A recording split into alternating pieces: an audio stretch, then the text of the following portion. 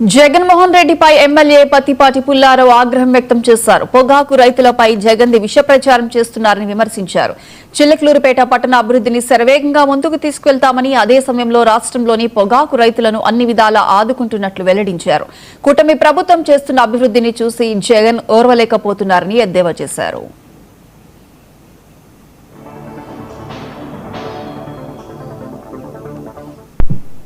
అన్ని మరలా తిరిగి చంద్రబాబు గారి మార్కు అన్ని మున్సిపాలిటీల్లో ఉండేటువంటి విధంగా రాష్ట్రంలో ఒక నిర్ణయం తీసుకున్నారు.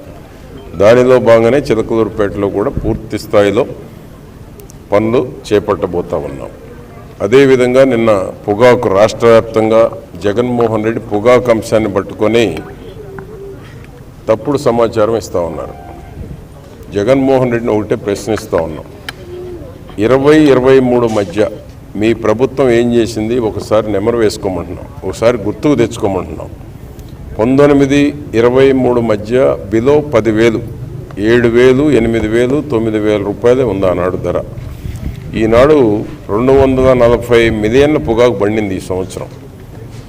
డిమాండ్ వాస్తవంగా 140 మిలియన్లే ఉంది.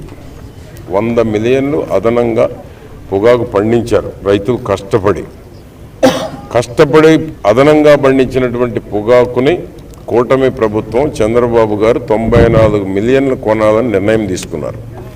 దానికి తోడు 50,000 రూపాయలు 2 సంవత్సరాలకు వడ్డీ లేని రుణం ఇవ్వడానికి కూడా నిర్ణయించారు. అంతేకాకుండా 20 రూపాయల వరకు కిలోకి రైతుకి అదనంగా ధర ఇవ్వాలని కూడా నిర్ణయించారు.